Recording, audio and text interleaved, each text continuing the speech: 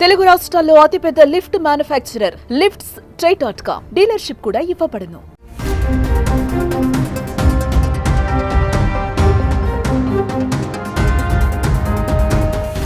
దివంగత వ్యాపార దిగ్గజం రతన్ టాటా జీవితం, ఆయన ఆశయాలు అందరికీ ఆదర్శం. చనిపోయినా సమాజ సేవ కోసం ఆయన నిర్మించిన సామ్రాజ్యం ఎప్పటికీ చిరస్మరణీయం.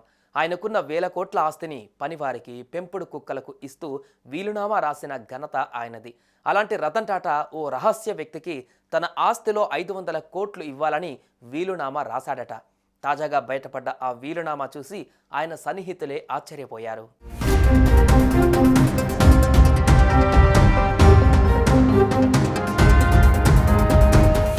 ఆఖరి రోజులలో రతన్ టాటాకి మిత్రుడిగా గుర్తింపు తెచ్చుకున్న శంతను నాయుడుకు టాటా మోటార్స్లో కీలక బాధ్యతలు అప్పగించారు.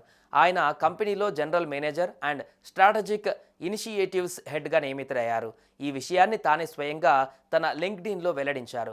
టాటా మోటార్స్లో strategic initiatives head and general మేనేజర్గా బాధ్యతలు స్వీకరిస్తున్నందుకు నాకు సంతోషంగా ఉంది.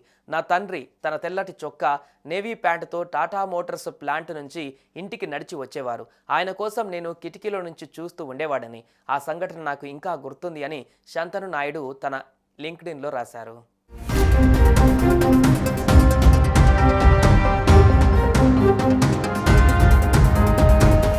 అయితే తాజాగా ఓ వ్యక్తికి తన ఆస్తిలో 500 కోట్లు ఇవ్వాలని రాసిన రతన్ టాటా వీలునామా బయటపడడం ఆశ్చర్యానికి గురిచేసింది.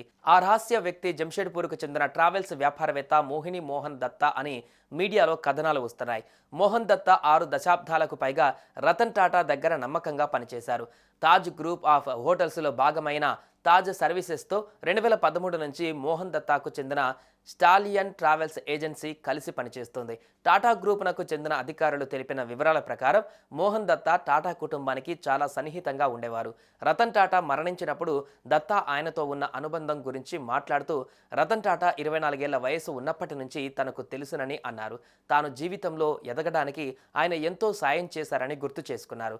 డిసెంబర్ 2024లో ముంబైలోని ఎన్సీపీఏలో నిర్వహించిన రతన్ టాటా జన్మదిన వేడుకలకు దత్తాను ఆహ్వానించినట్లుగా తెలుస్తోంది.